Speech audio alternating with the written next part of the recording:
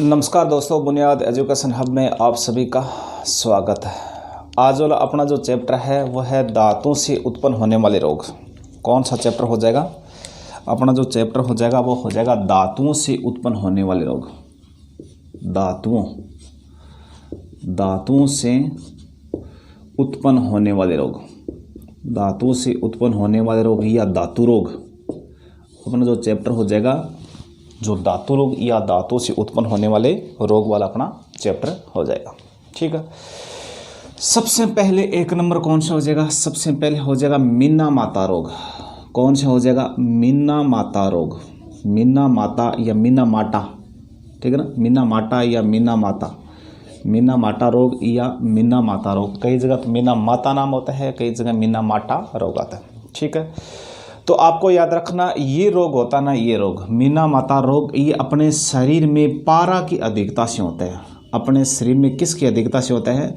अपने शरीर में पारा या इंग्लिश में अपन कह दीजिए मरकरी, पारा या मरकरी की अधिकता से ये जो रोग होता है उसको अपन कहते हैं मीना माता रोग। ठीक है, अब देखिए इसका मीना माता रोग किस प्रकार से नाम पड़ा है।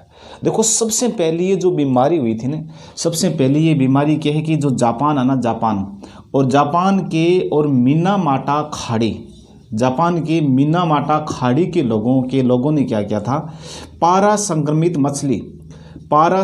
मछलियों के सेवन से, और सबसे पहले ये रोग जापान के मीना माटा खाड़ी के लोगों का हुआ था, और इसीलिए इस रोग को अपन क्या कहते हैं? मीना माटा रोग के नाम से जानते हैं। और ये किस धातु की वजह से होता है? तो आपको याद रखना पारा की अधिकता से अपने शरीर में और जो रोग होता है उसको अपन कहते हैं मीना माटा रोग। अब इस रोग में होता क्या है? इस रोग में होता क्या? अपना जो होंठ है ना, एक तो होंठ और एक अपना जो जीभ, होंठ और जीभ क्या है, काम करना बंद कर देते हैं। इस रोग में क्या है? होंठ और जीभ काम करना बंद कर देते हैं। ठीक है, इसके अलावा इसमें होता क्या है? इसके अलावा इसमें मानसिक असंतुलन उत्पन्न हो जाता है। मानसिक असंतुलन क्या है? उत्पन्न हो जाता है। किस रोग में? तो वो आपको याद रखना मीना माटा रोग। ठीक है, 2 नंबर कौन सा रोग है? 2 नंबर है इटाई रोग। कौन सा हो जाएगा? इटाई रोग। 2 नंबर हो जाएगा इटाई रोग। तो इसके बारे में आप याद रखना, ये जो इटाई रोग है या इटाई रोग है, ये कैडमियम की अधिकता से होती है अपने शरीर में। और कैडमियम की अधिकता से कौन सा रोग हो जाता है? तो आपको याद रखना वो हो जाएगा इटाई रोग। ठीक है, और ये जो रोग है तो आपको याद रखना, ये अपनी जो अस्थियों, इसमें क्या होता है, अपनी जो हड्डियां, अस्थियां और जोड़ों में भयंकर दर्द होता है। अस्थि और जोड़ों में क्या होता है? भयंकर दर्द होता है। किस रोग में होता है? तो आपको याद रखना इटाई रोग। और इटाई रोग किस धातु की वजह से होता है? तो आपको याद रखना कैडमियम धातु की वजह से, या अपने शरीर में कैडमियम की अधिकता से इटाई रोग हो जाता है। ठीक है, या कैडमियम की अधिकता से कौन सा रोग हो जाता है? तो इटाई रोग हो जाता है। ठीक है, फिर आगे वाला हो जाएगा 3 नंबर। 3 नंबर हो जाएगा ब्लू बेबी सिंड्रोम। 3 नंबर हो जाएगा, उसका नाम है ब्लू बेबी सिंड्रोम रोग हो जाएगा। और ये किसकी अधिकता से होते हैं? इसके बारे में आप याद रखना, अपना जो पीने वाला पानी है, अपने जो पेयजल में, और पेयजल में नाइट्रेट की अधिकता से एक रोग हो जाता है, और उसको अपन कहते हैं ब्लू बेबी सिंड्रोम के नाम से जानते हैं। इस रोग में होता क्या है? इस रोग में अपने शरीर में जो ऑक्सीजन है ना, अपने शरीर में ऑक्सीजन का और संचरण है वो अवरुद्ध हो जाता है। ऑक्सीजन का जो संचरण है वो अवरुद्ध हो जाता है, रुक हो जाता है। ठीक है, और जिससे जो छोटे बच्चे होते हैं उनका जो चेहरा है वो कैसा हो जाता है? नीला पड़ जाता है। उनका चेहरा कैसा पड़ जाता है? नीला पड़ जाता है। और इसीलिए इस रोग को अपन क्या कहते हैं? ब्लू बेबी सिंड्रोम के नाम से जानते हैं। किस नाम जानते हैं? ब्लू बेबी सिंड्रोम के नाम से जानते हैं। और इसका उपचार क्या है? इसका उपचार है होल सर्जरी इस रोग का उपचार है। इस रोग का उपचार क्या है? तो आपको याद रखना होल सर्जरी के द्वारा इस रोग का उपचार किया जाता है। ये जो ब्लू बेबी सिंड्रोम है अपने पेयजल में नाइट्रेट की अधिकता से होता है। और इस रोग में ये होता क्या है कि ऑक्सीजन का जो संचरण है वो अपने शरीर में रुक जाता है या अवरुद्ध हो जाता है, जिससे छोटे बच्चे उनका जो चेहरे का रंग कैसा हो जाता है? नीला पड़ जाता है। और इसीलिए इस रोग को अपन क्या कहते हैं? ब्लू बेबी सिंड्रोम के नाम से जानते हैं। ठीक है, 4 नंबर रोग है ब्लैक फुट रोग। कौन सा हो जाएगा? 4 नंबर रोग है ब्लैक फुट रोग। 4 नंबर रोग है ब्लैक फुट रोग। और ये रोग होता है ना, ये रोग होता है आर्सेनिक की वजह से। किसकी वजह से? आर्सेनिक की वजह से।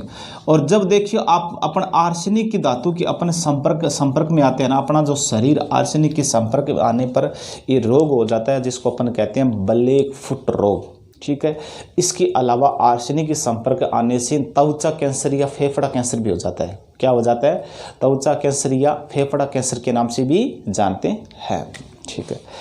फिर 5 नंबर है पैरालिसिस। क्या नाम है? पैरालिसिस या फिर कौन सा? कोलाइटिस। या क्या होता है? कोलाइटिस। पैरालिसिस या क्या होता है? कोलाइटिस। ये जो रोग होते हैं ना, ये आपको याद रखना, ये सीसा धातु की वजह से होता है।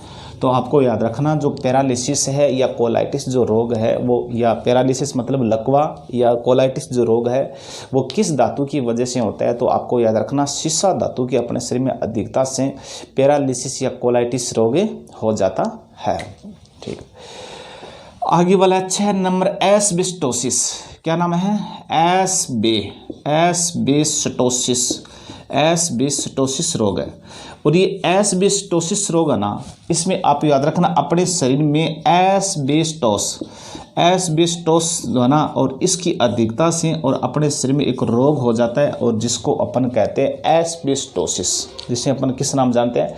एस्बेस्टोसिस रोग के नाम से जानते हैं। और इसे अपने शरीर में एस्बेस्टोस की अधिकता से रोग हो जाता है, जिसको अपन कहते हैं एस्बेस्टोसिस।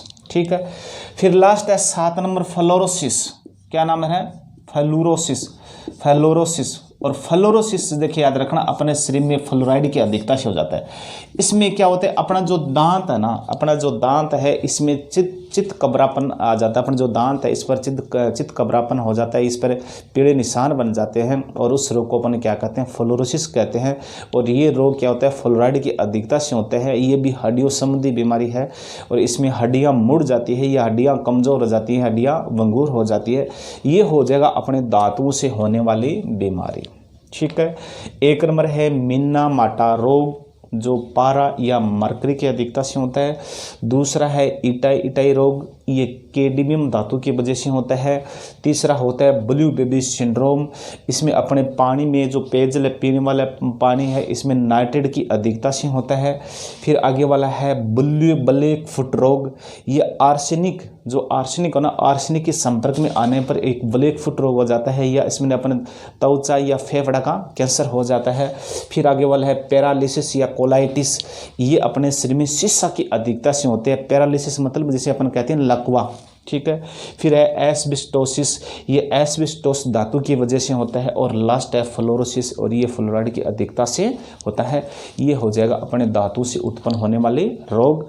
और कल वाला अपना जो चैप्टर है जो अन्य रोग है, जो न तो कवक से होते हैं, न जीवाणु से होता है, न विषाणु से होता है।